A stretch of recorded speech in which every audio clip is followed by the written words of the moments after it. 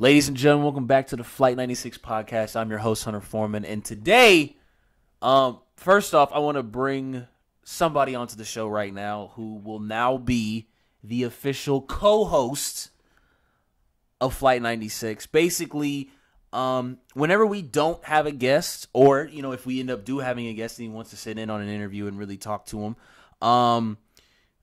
he will be joining me from now on. He asked me if he could do it, and I said, listen, man, it's always a great conversation every time I talk to you, so why not? Ladies and gentlemen, welcome back to the show once again, Cade Painter. Yo, you want some chicken to go? Speaking of that, I went to Cane's for lunch the other day, and that was one of their that was one of their things. Like, that was one of their, yeah. That's one of their things. Like, and then I always hear, what's the other one where it's like something, you want some chicken? What's the? You want some chicken in your bag? No, it's not. So you want some chicken and something's kicking. You want some chicken or something like that. And I'm like, okay, that's weird. Shout out to Cane's. I remember me and my GM made one. It was clever. I forgot. Damn. Whatever. Let's talk about something. Let's get into tomorrow. This is being recorded on February 2nd, and we all know February 3rd is the Super Bowl. So I want to talk about the Super Bowl, what our predictions are before we get into the hip hop talk, the hip hop side of things. So let's just get into it. Cade, who are you rooting for in the Super Bowl and why? I'm probably going for the Rams. Just because they really put a lot of money into that whole team during the off season just to get to this point. And look, they're here. I think no one expected the Rams to even be in the place that they are. I think the last time we saw the Rams and the Patriots in the Super Bowl, I think it was like 2001, yeah. And yeah. So and then I think the Rams had already won a Super Bowl when they beat the Titans. 1998. Yep. It was 1998. It was almost 99, 98. I think Kurt Warner was the MVP of that. 99. Yeah.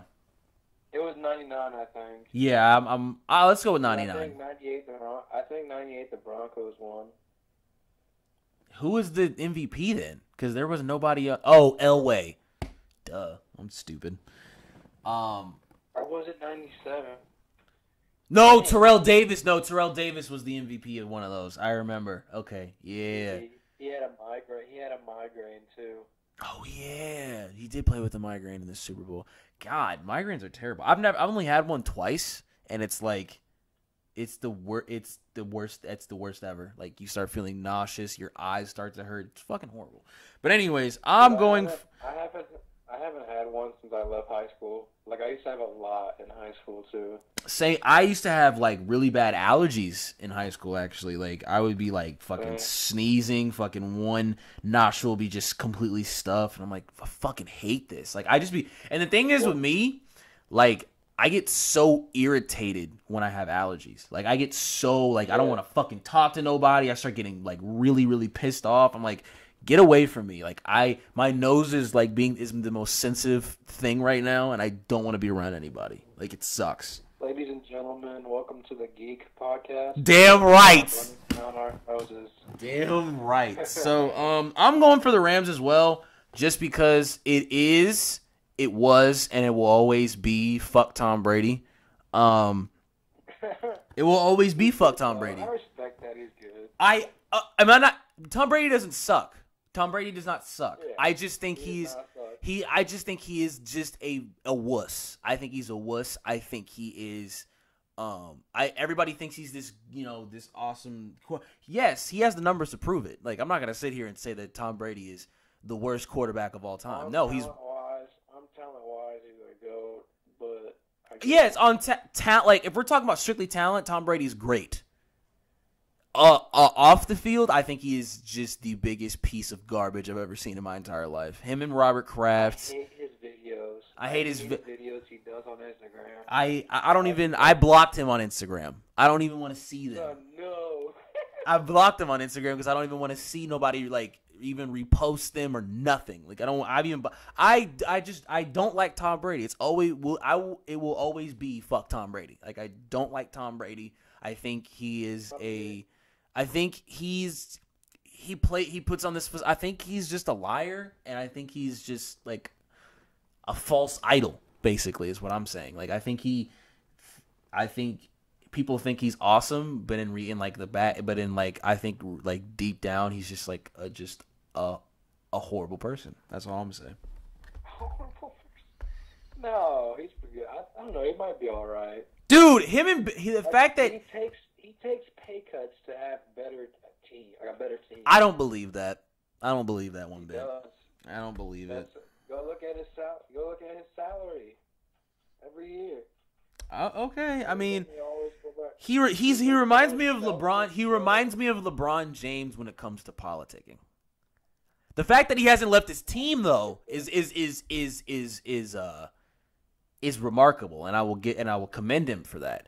But we've seen multiple people come through the Patriots, the camp. I mean, the Randy Mosses. Pretty sure T.O. played for them at one point. T.O. never played for them. Okay, well then I was wrong. Randy Moss. Who else?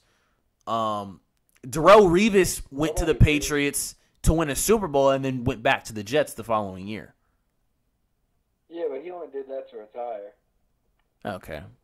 Well, anyways. Deion Sanders did that same shit in the 90s. He went to the San Francisco 49ers for 1 year, won the Super Bowl in 94, left to the Dallas Cowboys, won another Super Bowl, stayed with Dallas for a little while too. Well, that's just.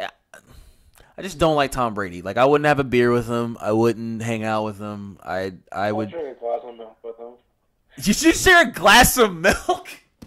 Yeah. He drinks bone. Oh, dude, I would have many glasses of milk with Kurt Angle. I would have an. His fucking neck scares me. Like his neck gets fucking fatter and fatter every time I see him. He needs to stop wrestling. It makes me so nervous when he wrestles now.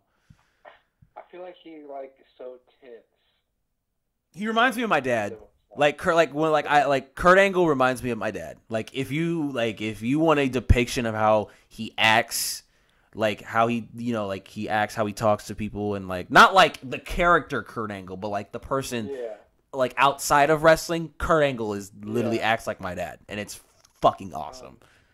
Chris Jericho is fucking very cringy on Instagram. Yeah, but Chris Jericho is also the GOAT. Jericho's the GOAT to me. He has been relevant. He has found him every decade that he's been in. I think he's been wrestling almost 20 years. Yes, 20 years. He has been relevant almost his entire wrestling career. WCW, WWE, freaking even now on the Indies. He has been relevant. He has found Do you think that kids like us growing up that are becoming wrestlers, inspire that game after him? Yes, absolutely. I think people are getting into wrestling because of Chris Jericho. I think people want to become wrestlers because of Chris Jericho, and all of his finishers were the best. Walls of Jericho, Code Breaker, Lion Salt. Skull crushing face buster. That he called the breakdown that he did twice, I think. One to Rob Van Dam and then one to the amazing. Don't fucking I'm not going to. No, I'm not gonna. He beat The Rock with his own move, which was incredible. I don't know who pitched that, and that's crazy to me. You remember his first Code Breaker against Santino? Holy shit! I fucking love that shit. For a while, Carlito was my favorite wrestler. Oh yeah, you had weird favorite wrestlers, dude. You had was. First of all, Carlito and Primo went the fuck off. Don't even act like. No, okay, they really okay. No, they weren't. No, what makes me mad is that they ended the tag. I wanted Hawkins and Ryder to have a memorable tag title reign, and then Carlito and Primo just end it. Like, right then and there. Like, nope, we want to run with these guys. Like, I was not happy. Remember, I thought Lance Archer and fucking Kerry Hawkins are going to be the greatest fucking tag team of all time. Did you just because you just loved their name, the Gate Crashers?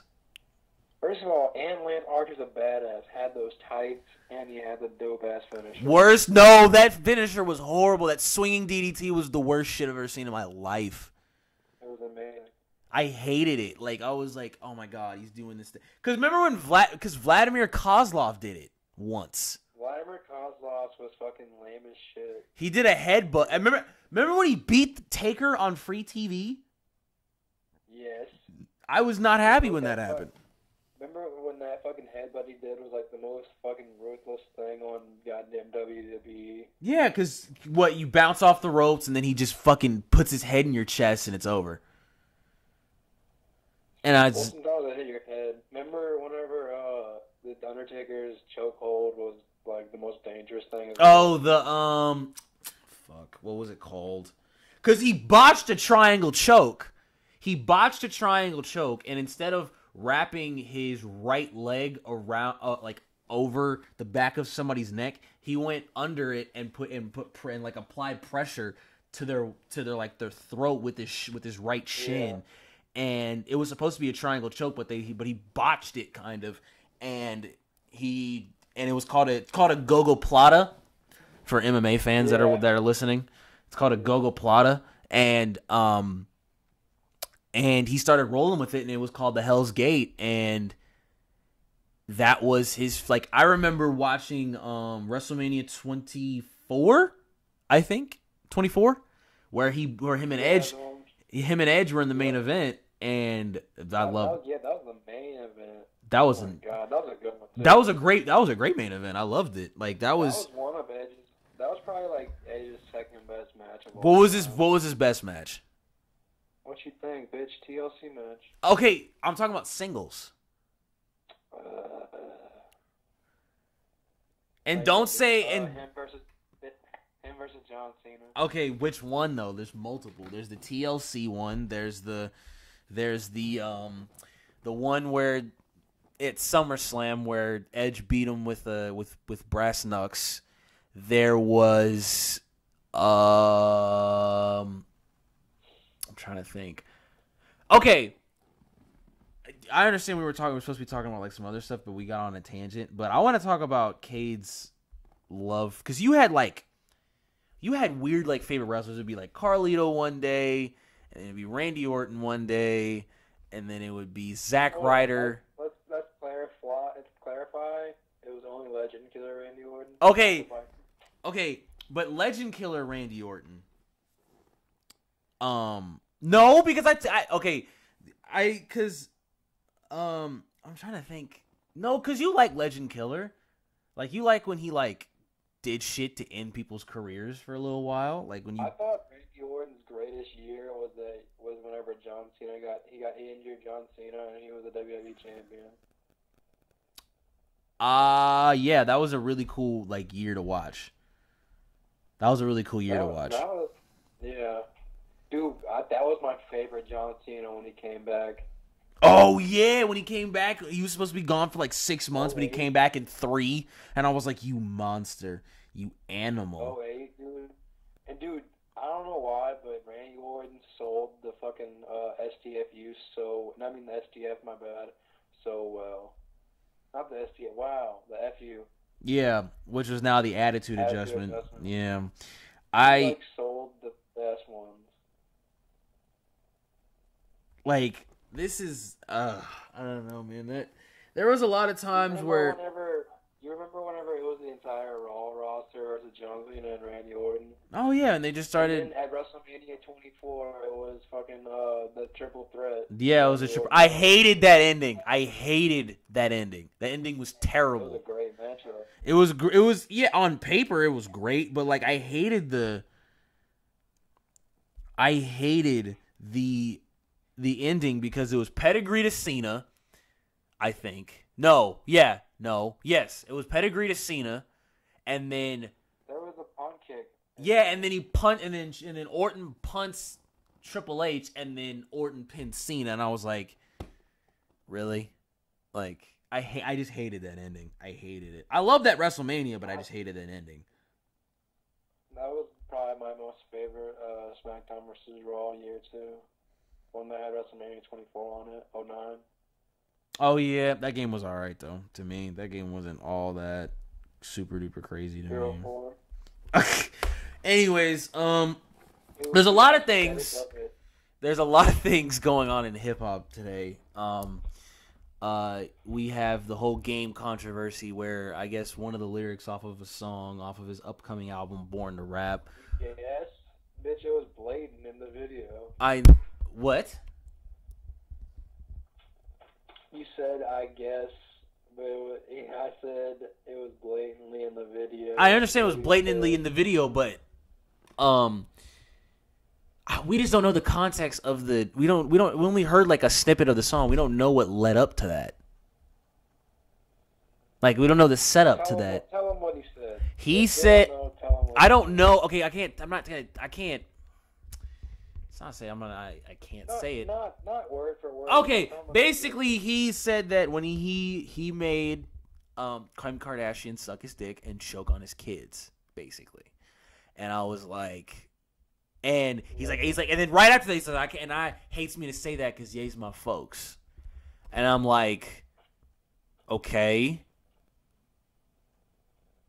And then. That's where he's at in his career right now, I guess. Just fucking saying the wildest shit ever. Well, supposedly this is supposed to be his last album. I thought he was going to jail. I thought he was too, but I guess he's not. He was supposed to, but he's not. I've always been a fan of Game's music just because I like the way he structures his albums and the way he delivers them and the way that they're presented and This is how we do. Yeah. That was one of my first songs that I ever basically heard from the Game. Hate It or Love It was the first song I heard from. Dude, that beat's so classic. I know, it's fantastic. Stuff that has to do with 50 Cent was a classic. Back then, not now. Like 50. Now he's in. 50's an internet troll now. No disrespect to that, but it's just like he's an internet troll now. Like you whack. No, I'm kidding. No, 50's never been whack in his life ever. Like I will bet money. Like if you give me like you get no. I just want another 50 Cent album. That's all I want. No, the last one was the fucking what was it, the Hustler no. First of all, shout out to 50 for making the song "Hustler's Ambition." That's one of the greatest songs of hip hop songs of all time. I'm just gonna say that. Yeah.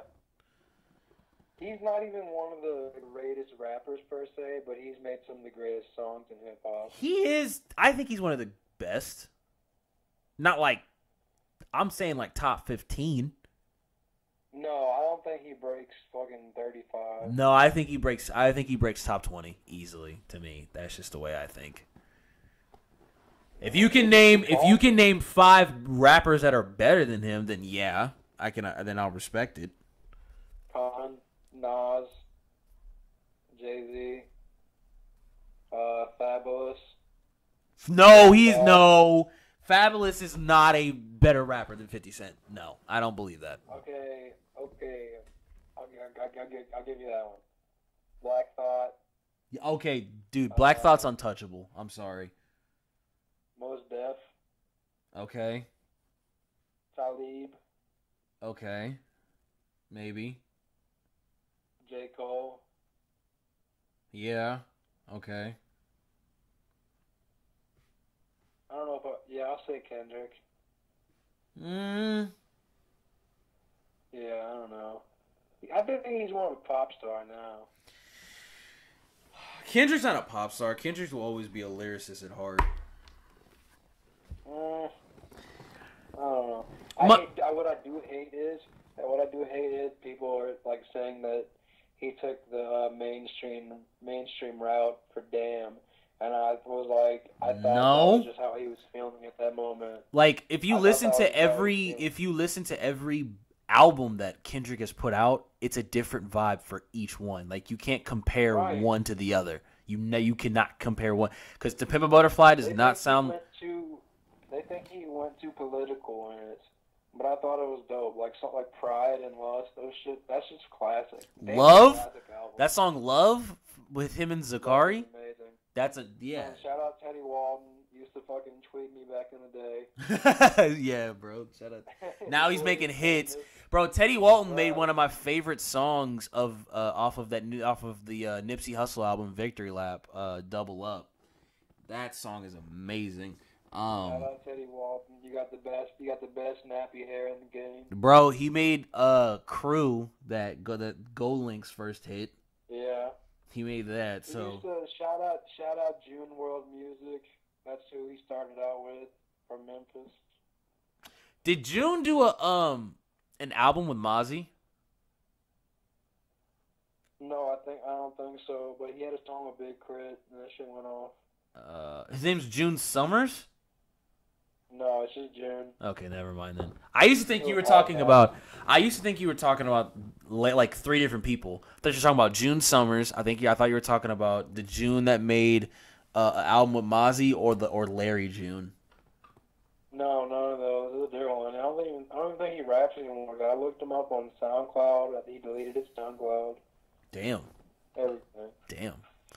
But some people don't want the luck. And that's I mean, we got Uzi saying he's retiring, which yeah, I don't think that Uzi's retiring. Shout out my boy DC5, probably getting signed soon. Lit. I don't think he is a Lost Boy Records native. I'm trying to think. Lil Uzi, I think is not going to retire. I just think he's going to just try to get out of his deal. I would too. I don't know why Jack Harlow signed with them after all the shit with Uzi. Like, I like Jack. I think Jack is awesome. I like his music. I think he's like one of the next top 3 within the next 8 years. He's gonna be in top 3 of all time. No, like you know how like Cole, Kendrick, and Drake are in the top 3 right now in this little era. That's a lot.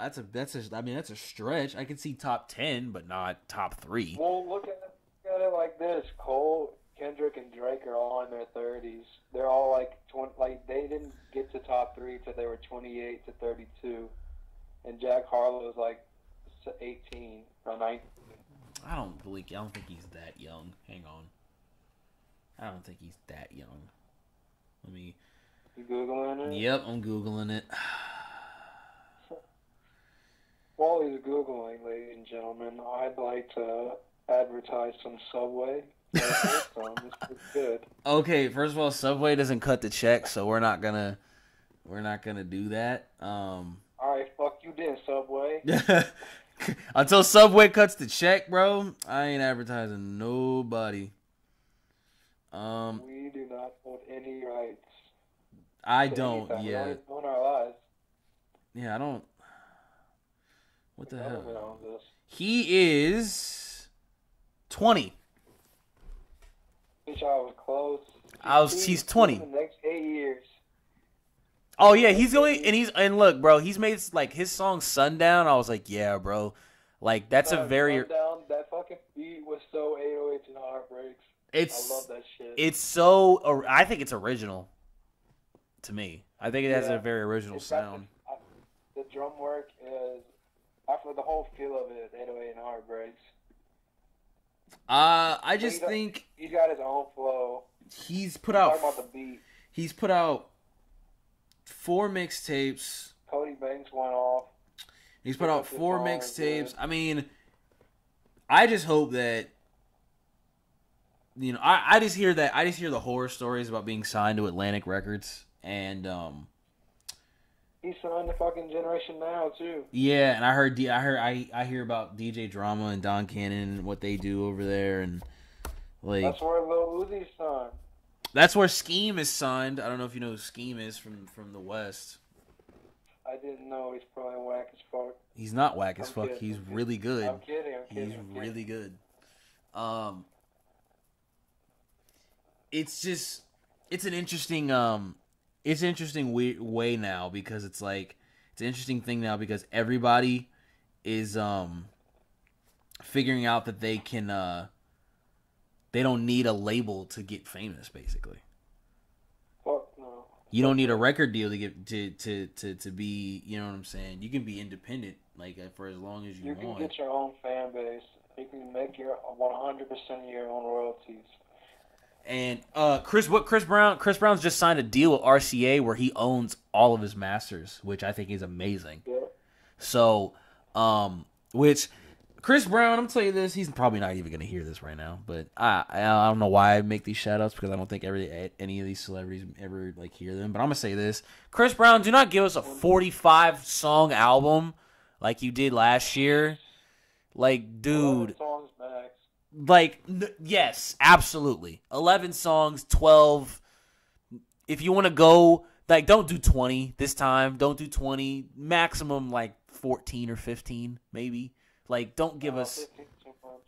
like, just please, just, like, I understand now, Cade, why you always say, like, why you do like that. I remember telling you, like, yo, you should do like a 14 song album or a 15 song album. You're like, no, I want to do like 10 or 11, and I'm like, that's not enough, bro. And then you're like, well, less is more. Like, I want to, make sure I'm giving you guys like the best material possible. Like, I don't want to give you guys some like shitty, you know what I'm saying, some shit like where it's like I don't want a bunch of spacers and shit.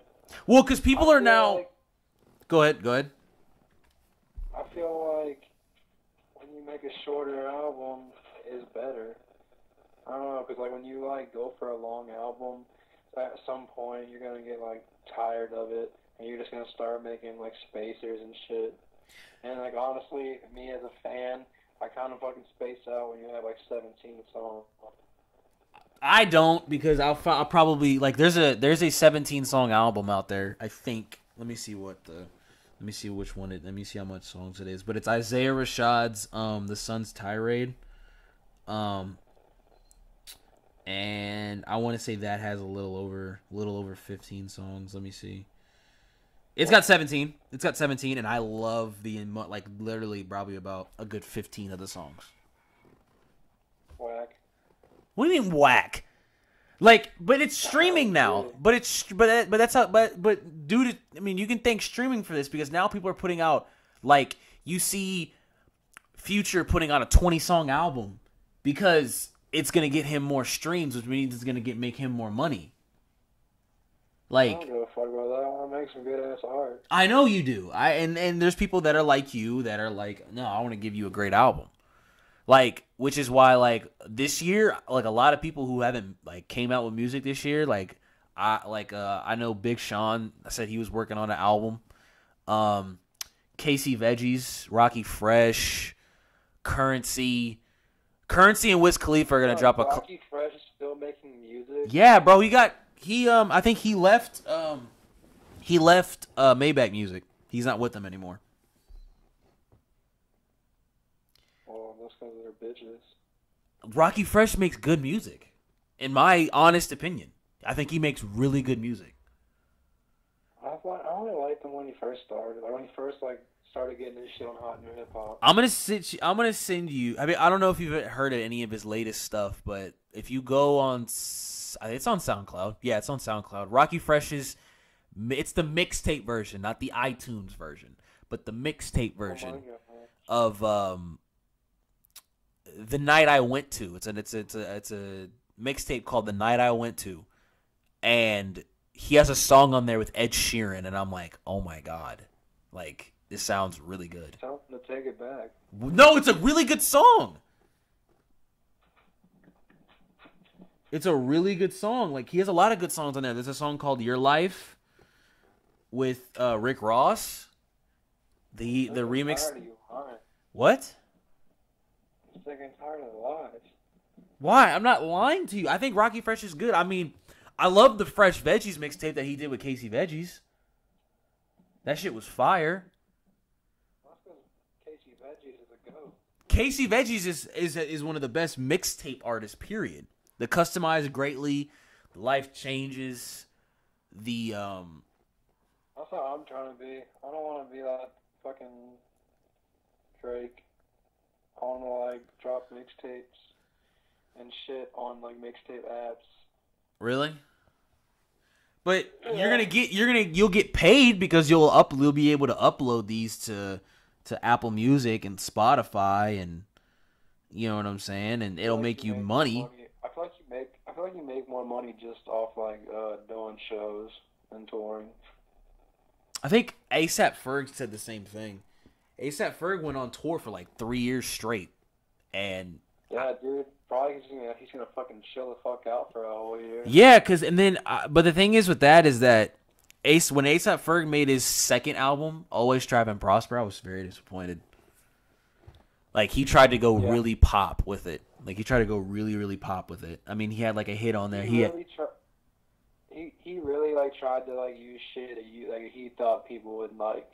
And that's what. And then he came back with a mixtape, like a commercial mixtape called Still Striving, and hit it out. He hit it out the park. Like, I found there's a lot of songs with a lot of new rappers that are on there, and I think he did a great job. I'm like, that's what you need to do. You need to stick to what got you to, to this place. Like, A$AP Rocky did an album called Testing, and like it was. Really? Yeah, he had an album called Testing. It was last year. It came out last year. I know, bitch. I'm being sarcastic. Fuck you, piece of shit.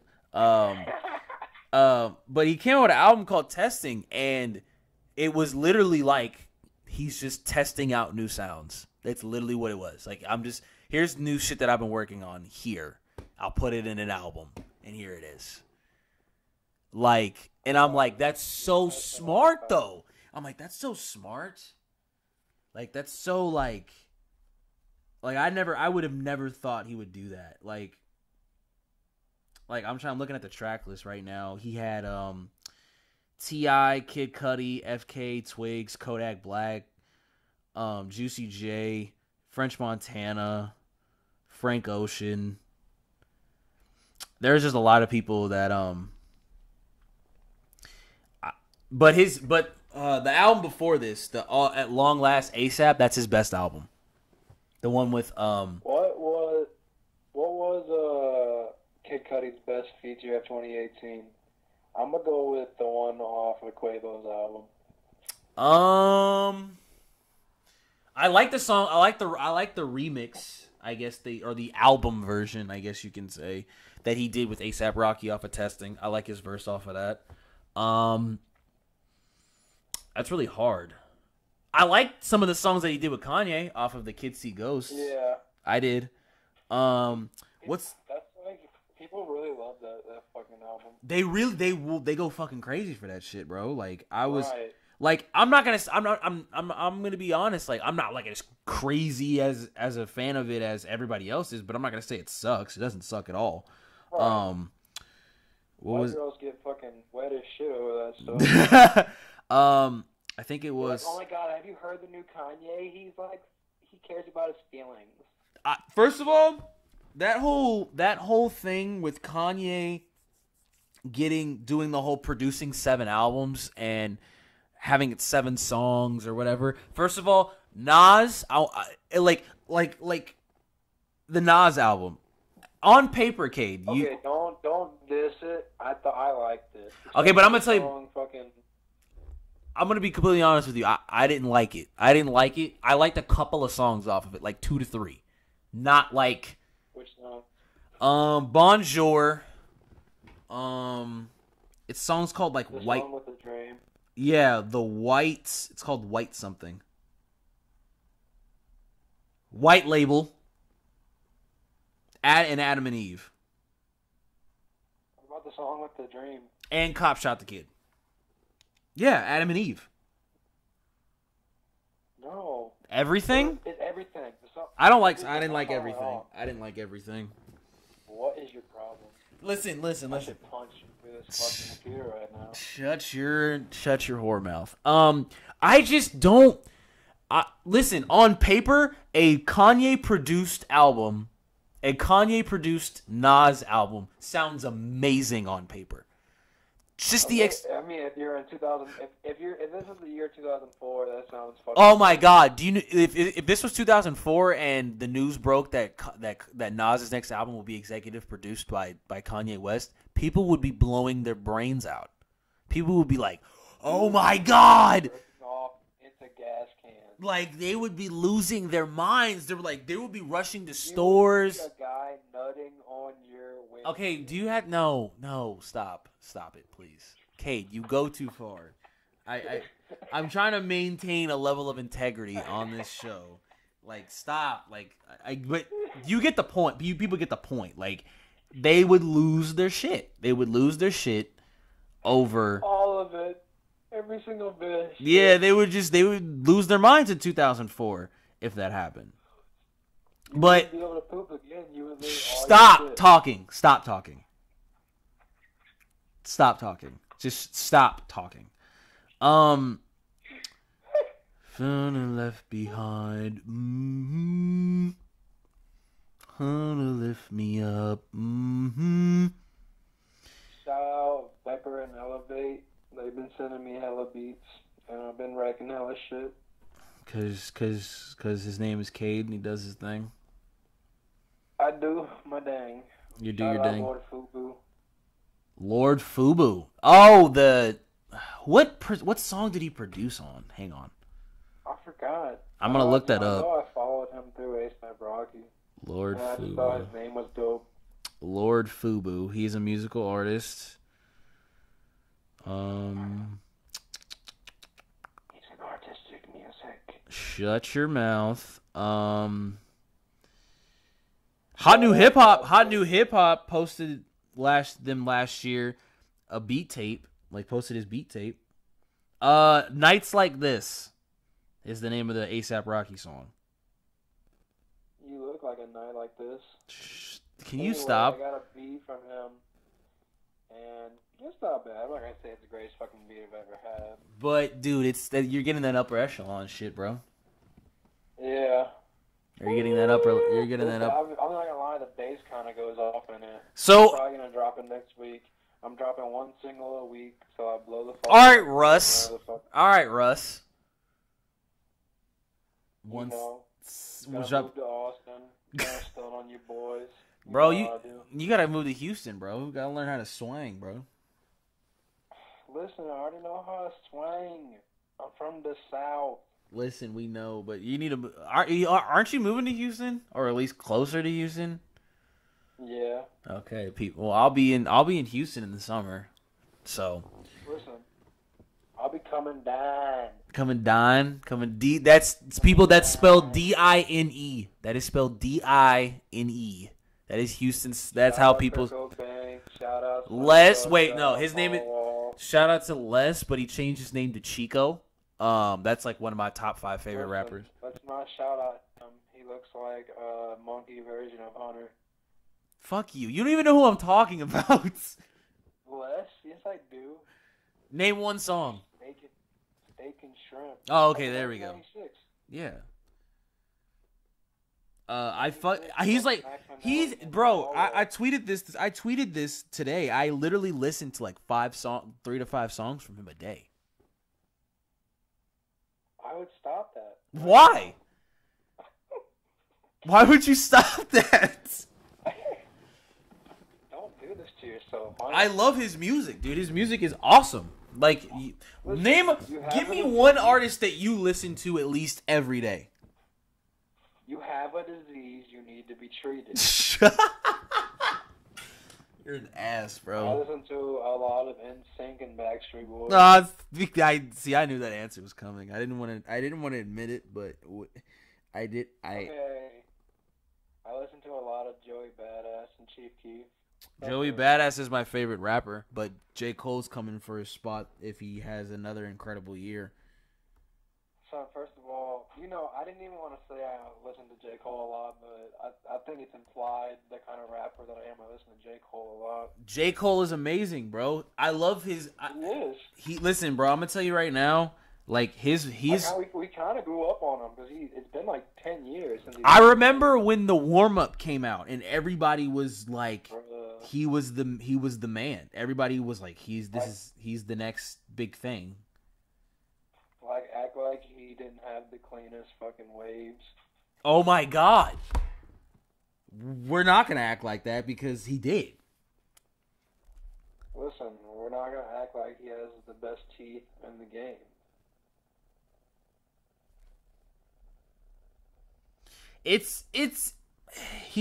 He's the man right now. He can do whatever he wants now. He can make whatever kind of album he wants now.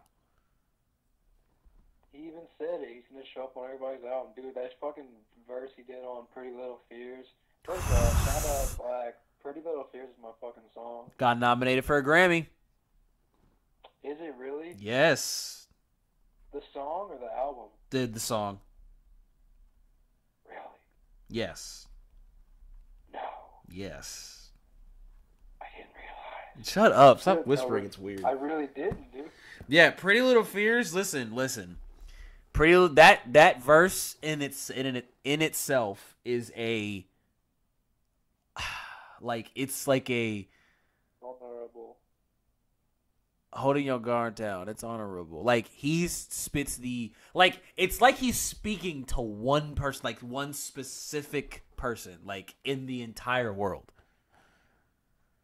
Like that came from the heart. That came from the heart. I knew that came. What I fucking do, bitch. What do you think I'll be doing? I know, but this brings back full circle. Like that means that J. Cole influence is rubbing off on you. Like J. Cole definitely is my biggest influence. Like I said, we grew up on him. I'm only 22. He's been in the game for fucking over 10 years.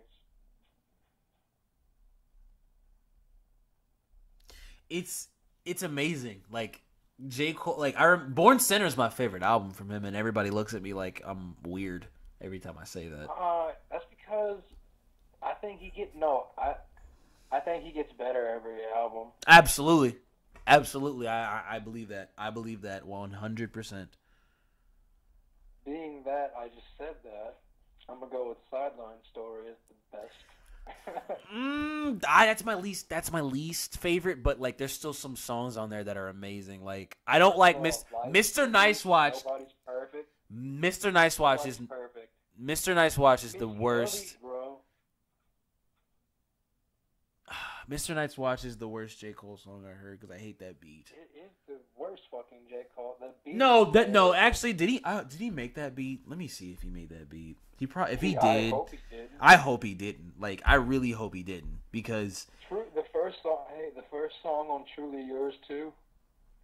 Which is not Chris.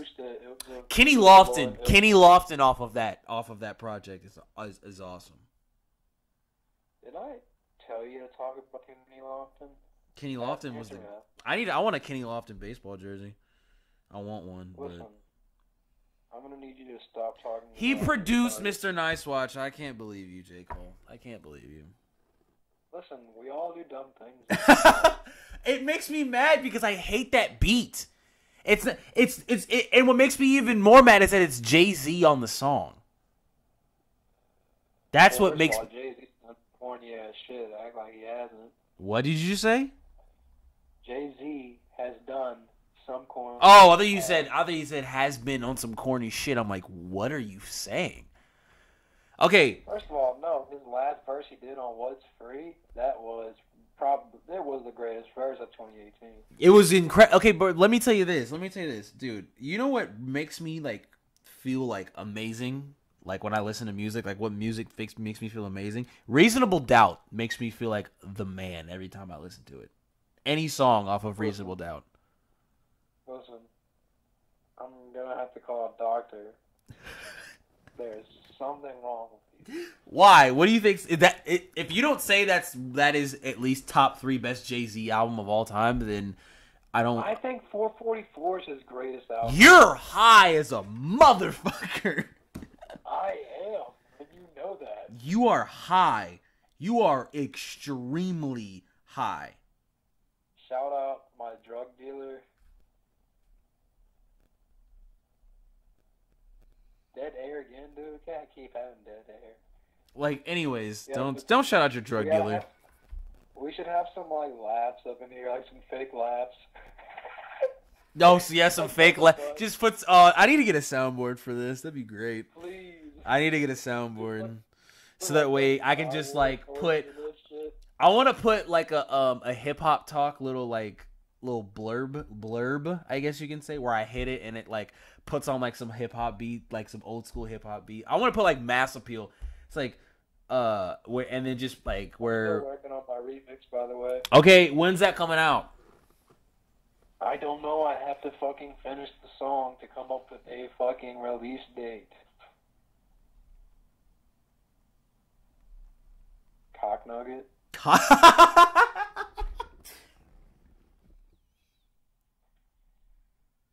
There's levels to this shit. I'm gonna tell you this, bro. Please do. Oh, dude. So there's a theory going on around, right? You know how like 444 is like people are saying like, yo, is that the fourth blueprint or is that volume 4? I thought it was the number of something that had to do with Solange fucking hitting them in the elevator. No, okay, here's I saw apparently it was when they started writing. Apparently that was when Jay-Z hit No ID to start writing the album. Is what I was told. Is what I read. First of all, the way that they explained how they made the album was just legendary on its own. Hey, well, for those who don't know, could you please give some cliff notes? Every time Jay-Z's coming out with an album, YouTube comes out. Like he has like special fucking videos on YouTube of like the lead up to his albums and shit.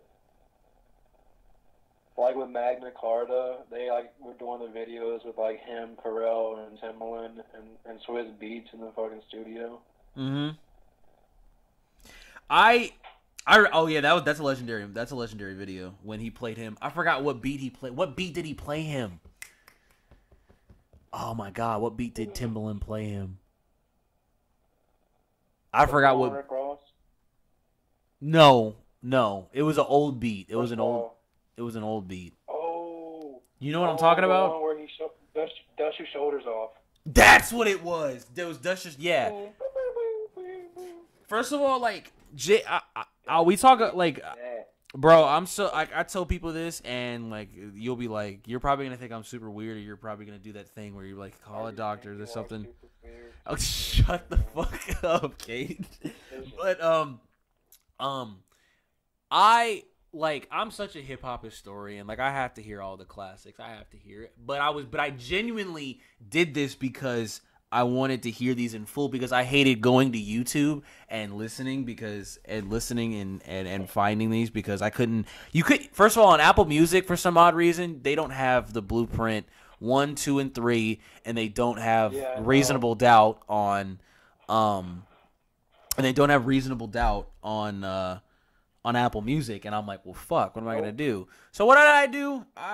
They were like $10 a piece, so I got Blueprint 1 and 2, and then Reasonable Doubt. I just got them off iTunes. I just bought them off iTunes, and I fucking listened to them. How does that make you feel? What do you mean that doesn't make me sad? Why does that make me sad? Why would that make me sad? How does that make you feel? That doesn't make me feel any type of way. Do you need a hug? Like, what do you mean? Like, what do I mean? Like, do I need a hug? Like, no. If listen, like, are you okay? I listen to I've listened to the Reasonable Doubt like twice in my entire life, and it's been under legendary circumstances. One when I was in Pennsylvania, and like I was at my what? Wait. You only listen to the albums when something extraordinary has happened to you.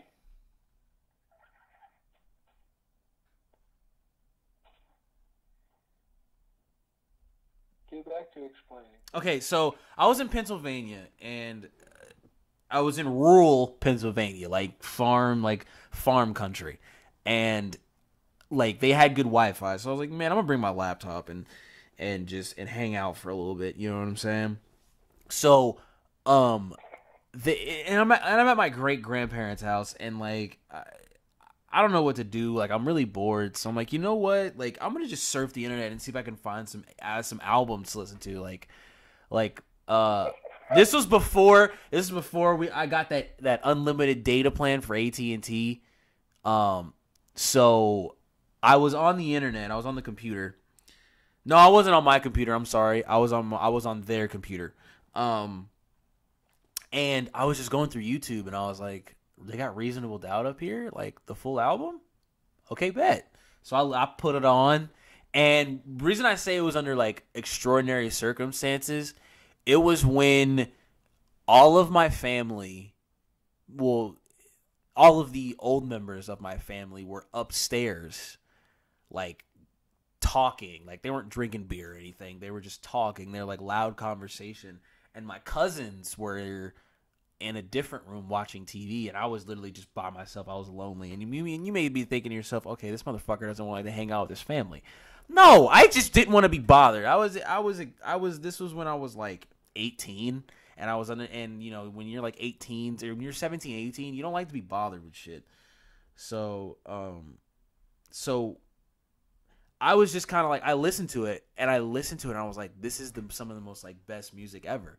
And like, I forgot, like, I had my Xbox, but I was like, no, I'm not going to override their internet. So I literally played, I was in Pennsylvania, in rural Pennsylvania, like I said, farm country, playing NBA 2K, like three back-to-back games, listening to Reasonable Doubt. I ran it back twice. I ran the album back twice from front to back, and it was fucking amazing. I think it was great. And then the second time I had like a little like listening session was the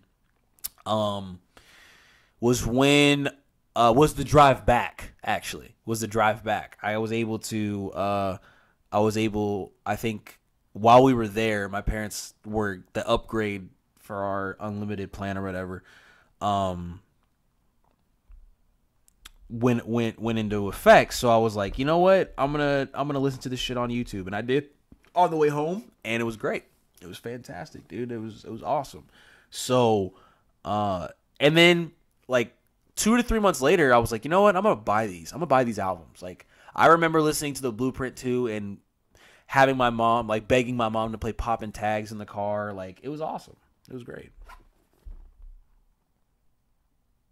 How does that make you feel? It makes me feel good because like because when you listen to album, when I don't know about you, but I listen to albums and I have a memory that go along with them.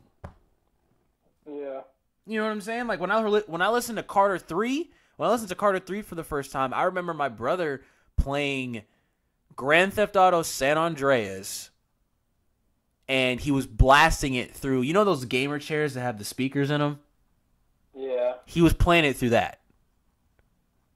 I remember when I first heard my mom bought me the NASCAR about 50 cents, which you probably shouldn't buy a fucking 6-year-old kid that. I said the same thing about my mom, but she bought me it anyway. Right. So I popped that bit. I always like being by myself. Like if I like ever since I was a little kid, I'd go in my room and be by myself, and I would listen. I had a CD player because I knew I loved music. And just pop that bitch in, lay down. I was listening to that. I felt like the biggest fucking gangster ever. It makes you want to do some illegal shit. Yeah, I straight up fucking popped off my shirt. Was only wearing a fucking white beater. You wanted to get a do-rag so bad, didn't you? I loved it. Yeah. I remember whenever Nelly and Tim McGraw came out with Over and Over again. I hated that song. I hated it. First of all, hated fuck it. you, bitch. But I got older. No, I got older and I appreciated it. I was the only white kid on our block, and so me and my friend Tony would get on like some fucking crate, and like we did the whole Over and Over Again song to all the little girls in our neighborhood. Oh my god! When we were like 8 or like 7.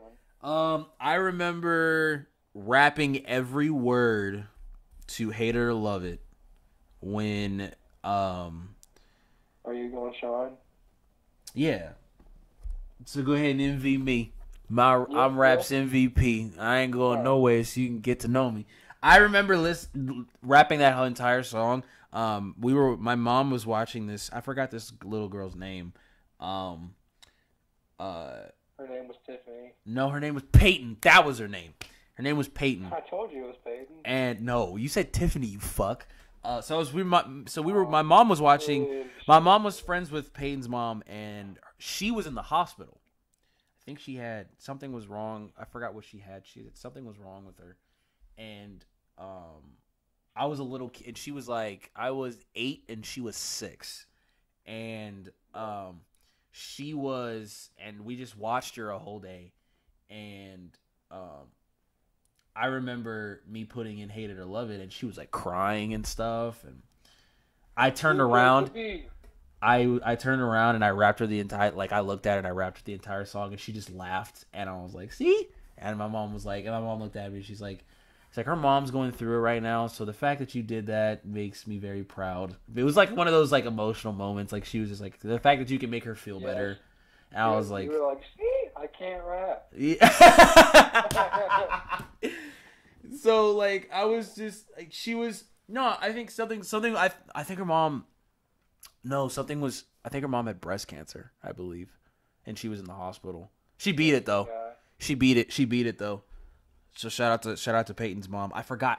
I really can't remember her name, her mom's name, but she was really sick. Her mom was really sick, and she was in the hospital, and she was like crying. She was worried about her mom and everything, and so I just always have really good memories listening to Hate It or Love It, because I was like, oh, I made somebody feel better, like basically just like rapping that song to them. Like it was really tight. For the only time in your life. No, I remember when I heard the warm up.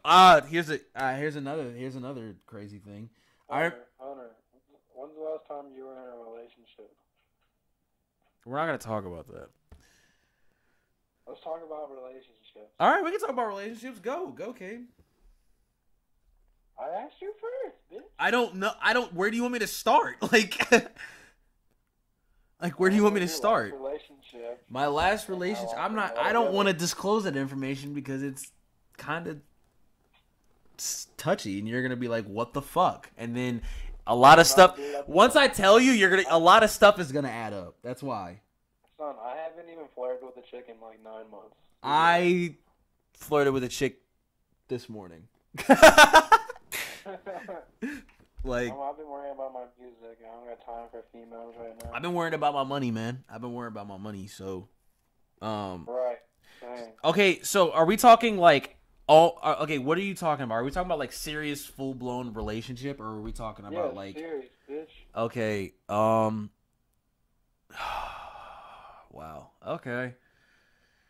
Once I say this, a lot of shit's gonna add up, and you're gonna be like, "Well, I don't want to fuck with this motherfucker anymore." But first of all, you told me a lot of the shit that's probably worse and more embarrassing, and I still talk about it. Okay, all right, fine. Honor, I've known you since you were like in middle school, so that was when my last relationship was middle school. No. Yeah, dude. The last time I was in a legitimate, serious relationship was, yeah, it was then. When's the last time you had sex, then?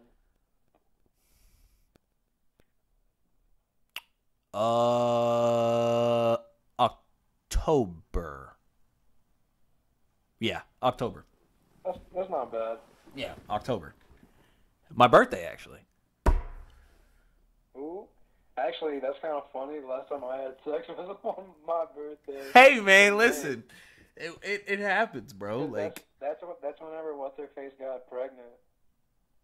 This is getting dark. This is getting deep. We're getting deep right now. First of all, this is good. This is terrible radio. So people are gonna like it.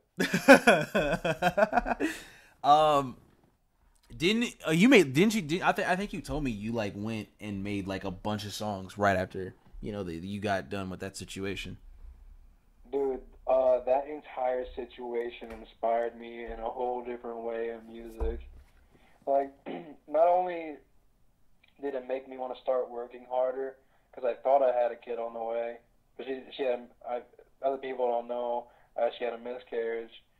But I was like working as hard as I could on my music, and I was like, I'm gonna fucking blow up so I could have a lot of money to support this kid because I don't want to bring it in this world when I'm broke as fuck right now. That's a lot of respect. But also, it made me like think about like what was I doing in my life? Like, why am I getting with these type of girls? Why like these insane people? Why am I surrounding myself with these people? Why am I not worrying about my future? Dave. I mean, if this is the serious portion of the show.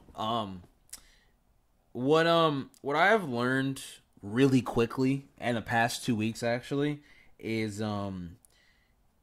you have to really just worry about yourself at the end of the day. Yes. Like you have to be like it's okay to be selfish. It's okay to be selfish, people. Nothing is going after you've given so much. Absolutely. You took the words right out of my mouth, dude. You can check up on as many people as you want that you think are your friends, but at the end of the day, you need to check up with yourself to make sure that everything is good on your end before you start adding people to your life, or you want to make this serious with it. If you're at a crossroads and you want to go serious with this one girl or guy, and you don't know whether you want to make it a serious relationship, you need to make sure that you're good with yourself before you can. Right. Yeah. And a lot of people don't know that. Yeah, a lot of people don't do that. I be trying to tell people that, but like again, I'm thinking like you can't tell people that they gotta learn on their own. Like just earlier, I was talking with some rapper back from my my hometown in Texas, and I was telling him like he was like I gotta like perfect my craft, and I was like, see what I've been doing past 8 months. I just been in my room just steady making music. I haven't really been going out. And he was saying like, oh, you gotta go out to know like to have like more variety in your music and like doing whatever's happening in the day. And I was like, that's totally, you can do it that way, but like I don't want that many people in my life. I've learned that too. Like I literally probably can count my real friends on one hand, maybe two hands. Yeah. And that's fine with me. Yeah. I always say like I used to think having a lot of friends was really cool, but in the end it's like, nah, bro. High school. Listen, dude, I'm gonna tell you right now, man. Freshman and sophomore year, I wanted to be the coolest kid in the school, and then in junior year, I figured out that was not the move. Same. Like I figured out that was not the move. Like I don't think I really figured my full self out until like probably a year ago. Or right now. It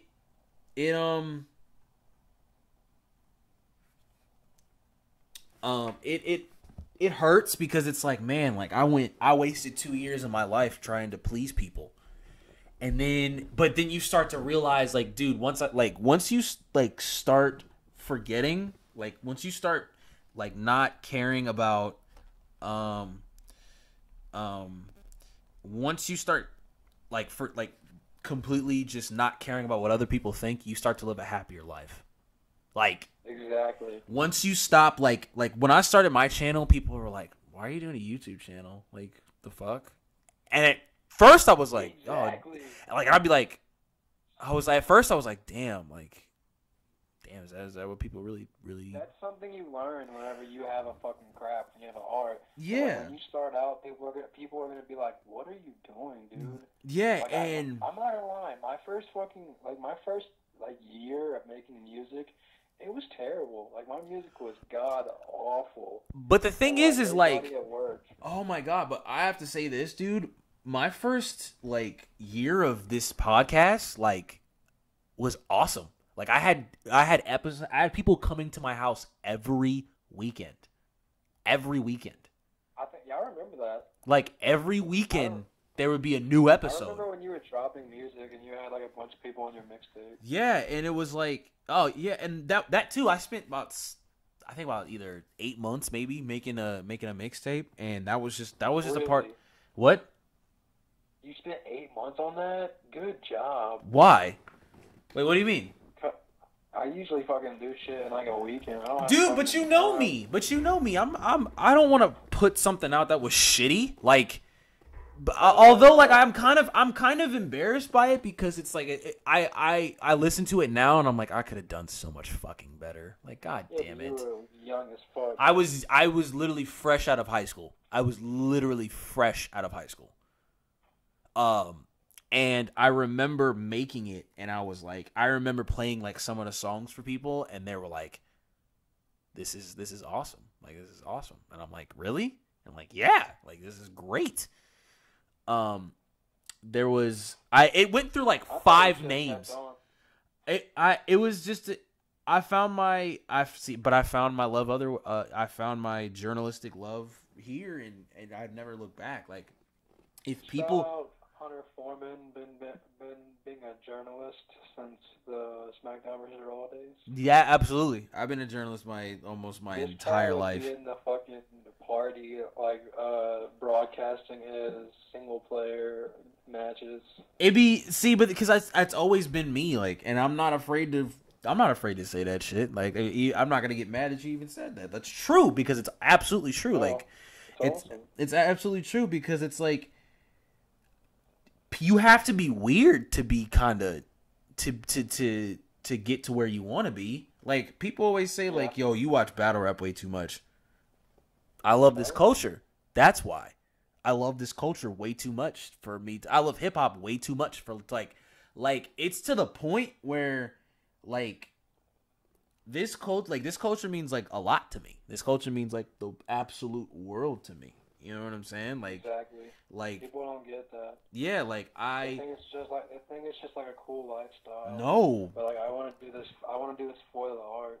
I do my podcast. I don't do this for the views. I could give 2 fucks about the views. To be honest, like as long as I get the right to put my thoughts or whatever into the universe and just and either one person listens to it, 1,000 people listen to it, 1,000,000 people listen to it. It does not matter. As long as I get my message across and someone says, "Oh, okay," like I respect that he puts his thoughts out there, then I'm good. Like people always tell me like, and you've of course made this suggestion like, "Oh, why don't you go video or anything?" It's not that I don't want to go video. Of course, I would love to go video. But this podcast is specifically made for people that don't sit and literally... I want somebody to be like, to put their headphones in, listen to my podcast, and like go to work. Or drive to work. Or, or doing something. Whether you guys are doing homework and you're listening to a podcast. Just like, not necessarily some background noise, but like... something that you can listen to and be like, okay, like this makes me want to this makes me want to go, do stuff. Like he's the way old school fucking radio station. Absolutely, abso-freaking-lutely, man. Son, I told you we should start putting songs on this bitch. Like edit it after we record it, and then like add songs in between. I'm telling you, man. It's gonna grow. I mean, I have different ideas to change this, this podcast, but I'm gonna be like Nipsey Hussle and just not steer away from my vision, because I don't know if you know the story about the Victory Lap album, but the Victory Lap album is like 5 years in the making, maybe even 8. Oh yeah, like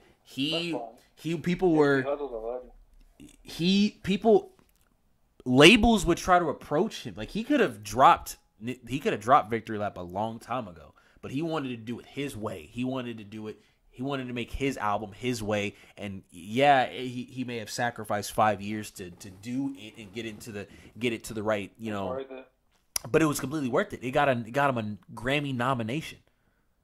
That shows that literally shows you. That literally shows you if you stick to your vision and you believe in it as much, you can be successful. That literally is living proof.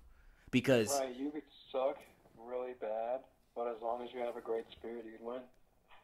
Well, not even that. Is you could do if you could, people could tell you to change certain things. That's like you could say, that's like being yourself. It's like being yourself. You could have people tell you like, oh, you should change that about yourself. You should start doing this more. You should start doing this, and then you keep saying no, and then you stay true to yourself, stay true to your vision, and then all of a sudden, bam!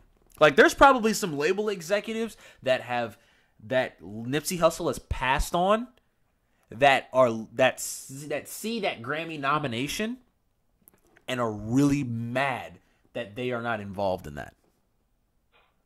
They're trying to make them learn. Trying to make these labels learn. You gotta do it with the art. You know how many people that have messaged me and I've found out they didn't even listen to my music and they're just trying to like fucking get money out of me. I just like block them. Really? Yeah. Does that bother it bothers you that much that people would do that? Yeah, I don't. If you're gonna like try to like be my manager or like sign me to a label, please like be a fan first. I don't want to be on a label or be managed by somebody that's just doing it for the money. I want you to like believe in my vision. Yeah, it basically what we're saying is people stay true to yourself. That's it. Stay loyal to those around you that have proven that they can be loyal to you. But always stay true to yourself. Don't compromise. If you believe in something and then you want it to be successful, then that's what it is. Like I said, people have asked me to do many things. People have told me to make this a talk show. People have tried to make me turn this into like TMZ, and I'm like, no, that's not my vision. My vision is for this to be like a Joe Rogan podcast or a Yes. or a Talk is Jericho where you know what I'm saying, it's a podcast. A podcast can be video, but you rarely see Joe Rogan put up videos. Like sometimes he does, sometimes he doesn't, you know? But I want this one to be audio. I want this one to be audio. I want you to hear me. I don't want you to be distracted on what you're doing. I want you to listen to my words and listen to my guest words and feel what we're saying. That's it. That's all and my brand is about hip hop and positivity, and I think I deliver that message every episode. My message is about hip hop and vagina. I think hip hop and vagina go hand in hand, sir. Yes, sir. Hip hop and vagina go hand in hand. Just like Holly Berry and Coke Cherry. I'm unstoppable. You can't touch me. Dude, like a week ago, I dropped a song and I said I was just fucking around. I mean, no, I wasn't fucking around. I do believe this. I said in the second verse of the song I did on this guy's beat, it's undeniable that I'm gonna be the greatest. And that cat was fucking DMing me my lyrics and shit. Isn't that crazy? Isn't that crazy to you? Yes.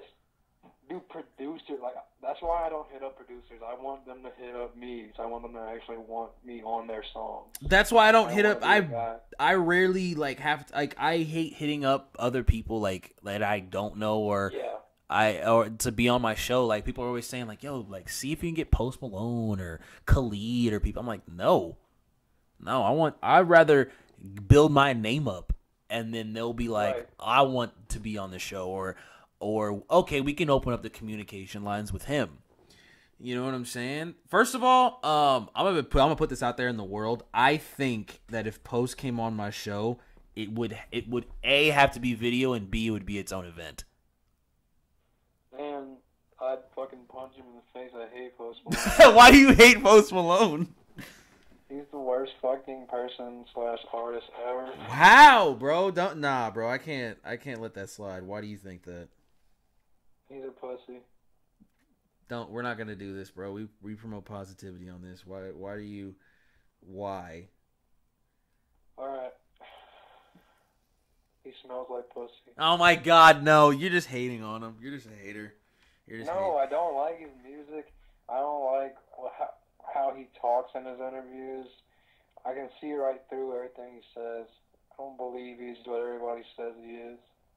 I think he's an. He's I think not he makes. hip-hop. I think he makes really good music. To be completely honest with you. He's not hip hop.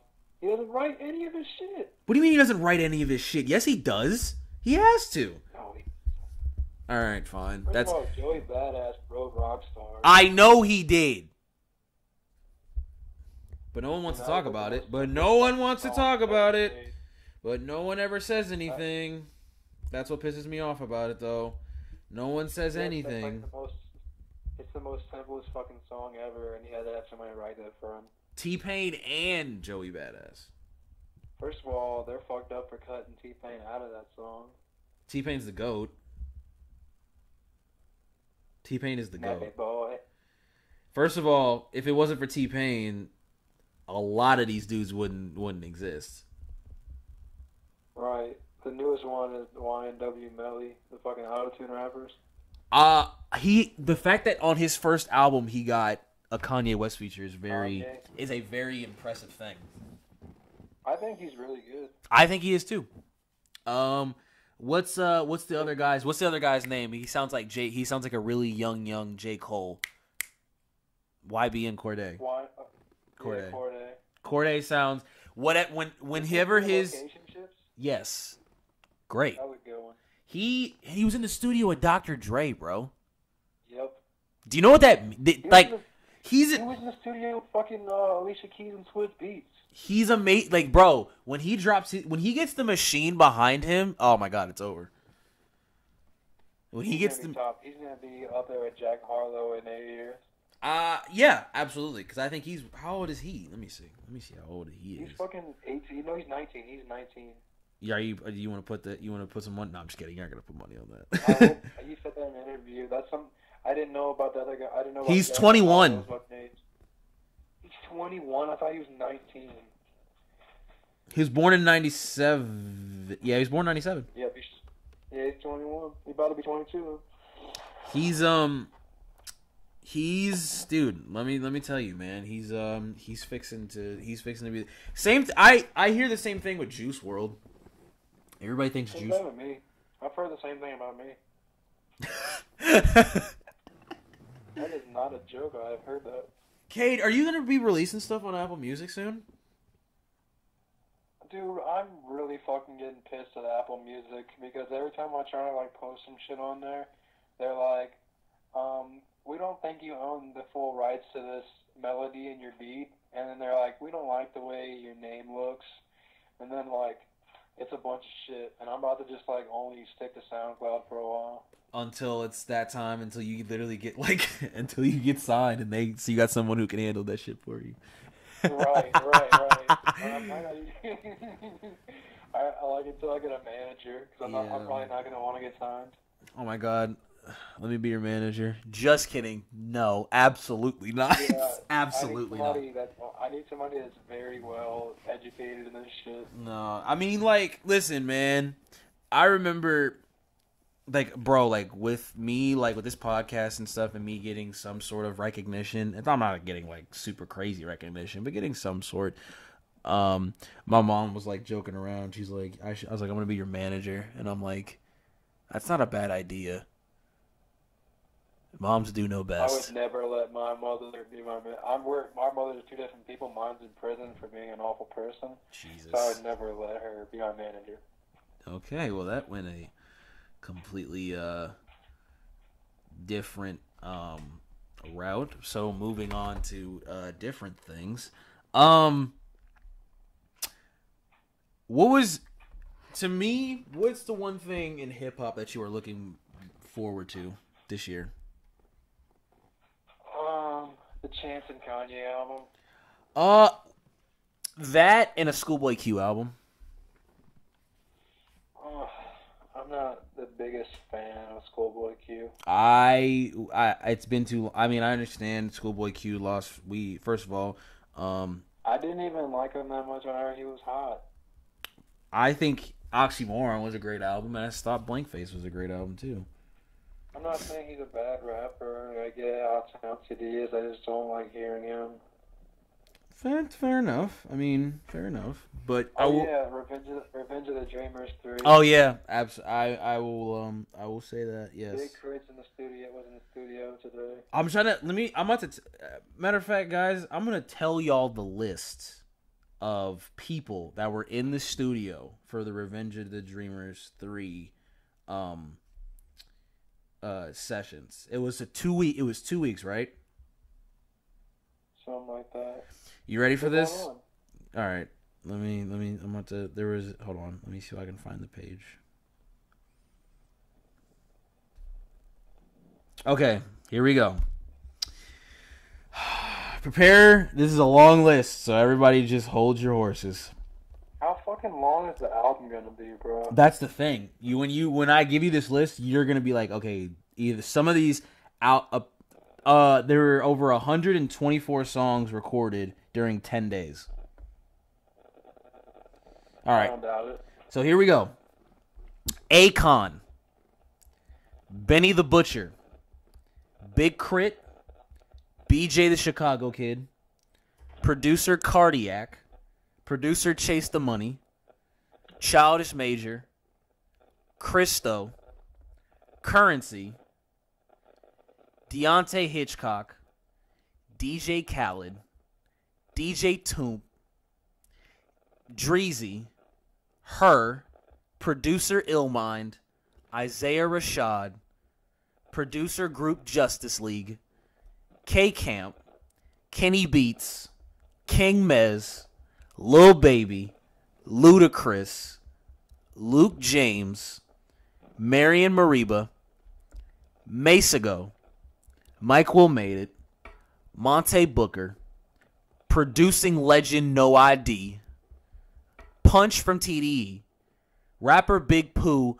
from Little Brother, Rhapsody, Raven Lene, Reason, Saba, Scott Storch, legendary producer Scott Storch, Sir, Ski Mask the Slump God, Smino, Summer Walker, producer Super Mario, Saint Beauty, Swiss Beats, Sid, producer S1, producer T-, producer Tate Keith, great musician Terrace Martin, T.I., Van Jess, Vince Staples, Wale, West Side Gun,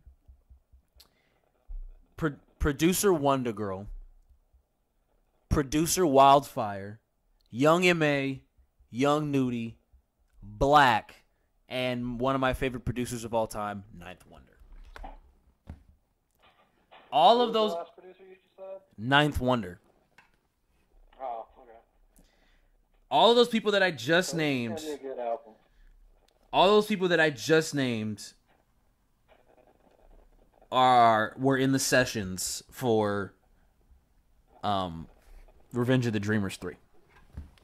So basically, it's lit. So basically, it's gonna be the greatest album ever. No, I'm just kidding. Basically.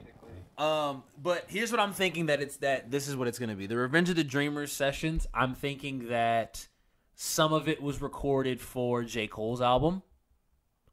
Some of it was recorded for Coz's next album, Earth Gang's next album.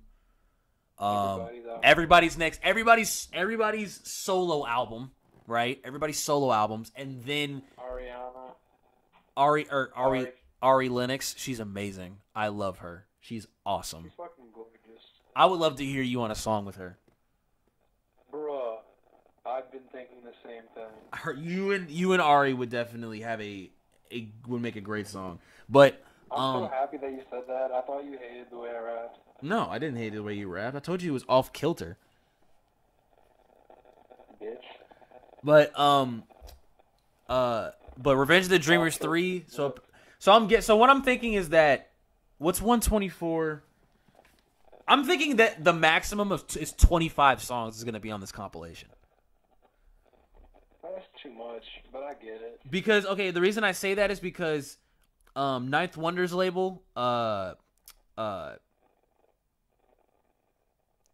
what's the name of the label? Okay. Jamla. they had a compilation that came out called Jamla is the Squad 2 that had 22 songs on it. So I'm thinking that it's going to be a big album, but we're also going to be hearing like other people's like a lot of music for people's solo albums are going to be on that. They're going to be on, but if they end up like doing like, oh yeah, hey, it's going to be here's a compilation and it's like 50, it's going to be like 50 songs.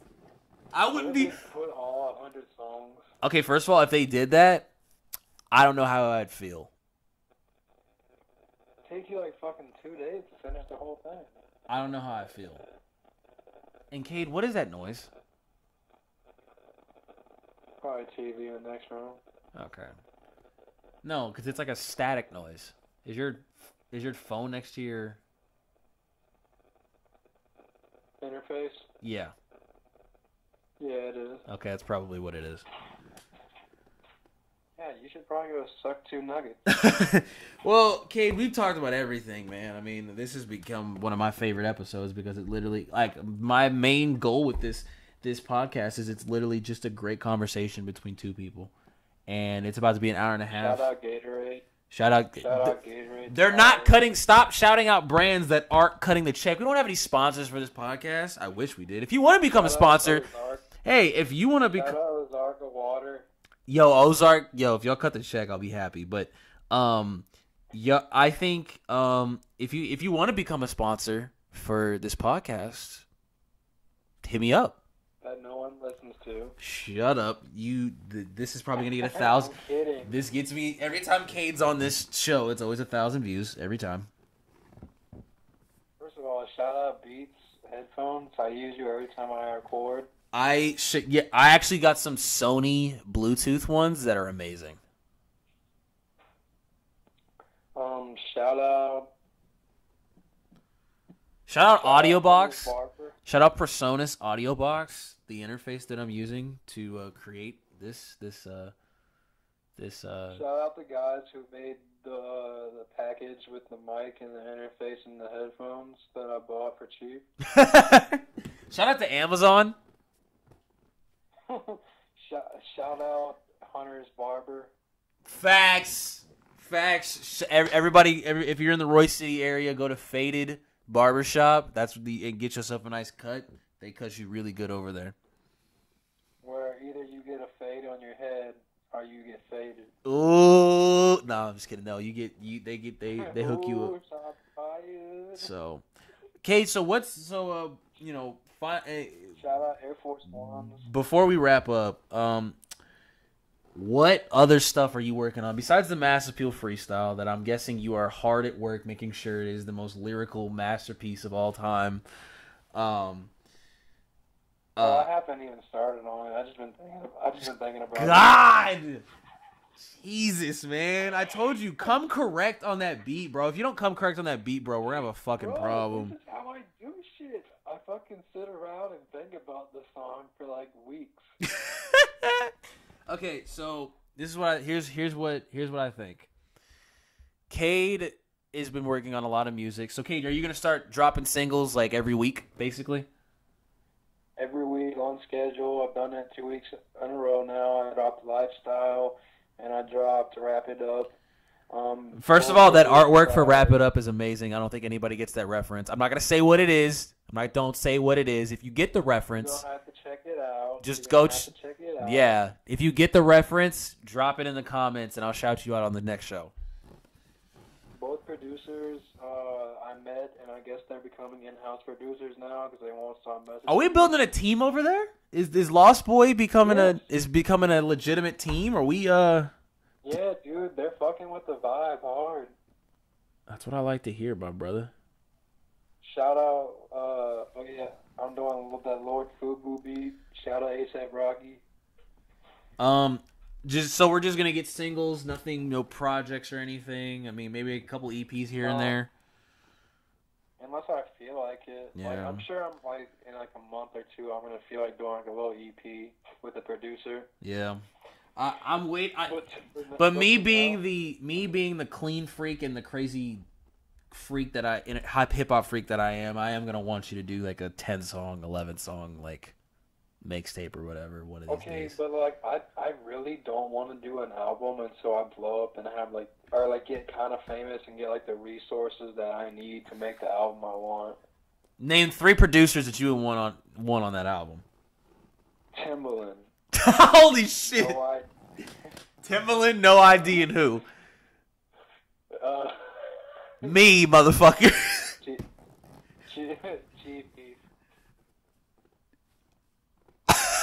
If you get, oh my god, that I'd shit my pants. Cade, new artist, new up and coming artist. Cade announces his debut album, Lost Boy, executive produced by Timbaland and No I. Oh my god, I'd shit my pants. The only feature is gonna be CJ Fly. Yes, I need to be in those sessions, bro. I need to be in those. I'm not. Fuck that. I'm doing a documentary on the whole album. Dude, document that shit, make it into like a little podcast, like a cool ass podcast. No, I'm gonna do a documentary for it where we do like a long ass fucking interview about it, like how Zane Lowe does his shit.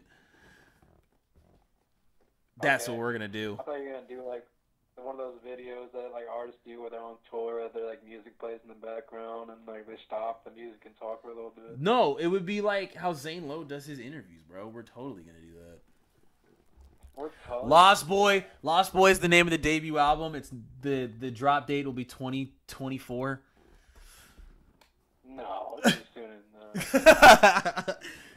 But that's the name of the debut album, Lost Boy. I give my fame about a year. Okay, you let me know, dude, when you fucking get that shit, and we'll do a Taylor Alderdice thing where you put the interview like on the album. Do you remember when Wiz Khalifa did that? There was only one good song on Taylor Alderdice, and it was Nameless. I can name you 3 more good songs off of that tape, bro. And I can guarantee I will shut all those fucking songs. All right. This is how we're gonna end the podcast. Because this is almost an hour and a half, and I don't want to go 2 hours, man. California, yeah, Mia Wallace.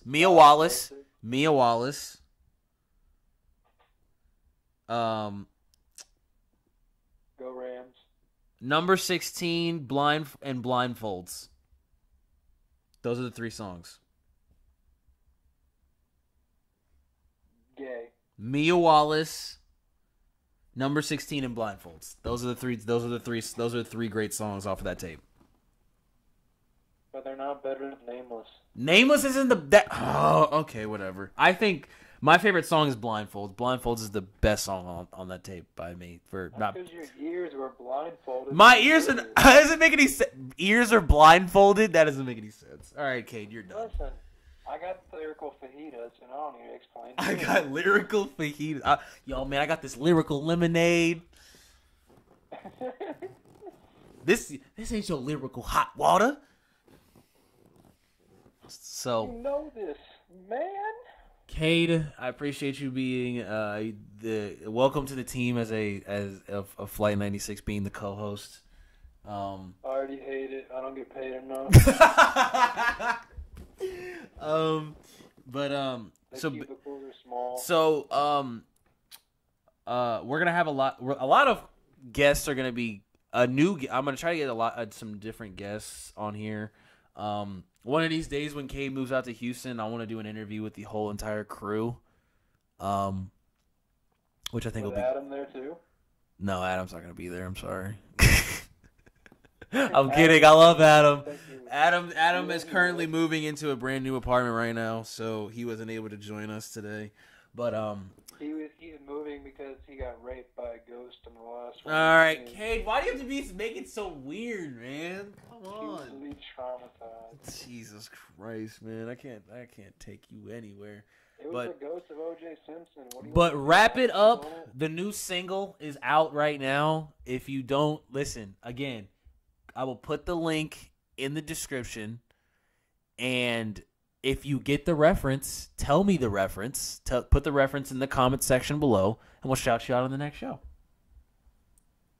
I know what it is. I know exactly what it is. I know Cade does because he chose. I'm pretty sure he chose the artwork. I'd And also like to shout out to vaginas. all over the world. All over the world. I got a tongue for each of all y'all. That's how we're gonna end it. Oh, guys, thank you guys for tuning in. There will be a brand new episode next week. The guests, you may never know. Maybe Cade will be. Maybe we'll be back here next week, and we'll be talking about the Super Bowl, the recap in the Super Bowl, and whatever is happening within the week. So most likely you'll be hearing Cade basically back on the show on a regular basis. I'm glad Cade has actually been able to. Will be able to balance his aspiring music career and become a podcast partner. So follow Cade on Instagram. Follow Cade on Instagram at LChopandBlades. If you don't get it, you ain't from Texas. Absolutely. And you don't have a Twitter, do you? No, I just have Instagram. You gotta get Twitter, bro. That's where it's at. I'm Twitter just- is where it's at. Oh, shit. Twitter's where it's at, bro. No, that's too much to worry about. I gotta worry about trying to blow up on Instagram, then I gotta worry about fucking blowing up on Twitter. Oh my God, you're taking one social media network at a time. Let me be me, okay? All right, Cade, again, appreciate you coming on, man, and we will see you guys next week. Holla. Peace.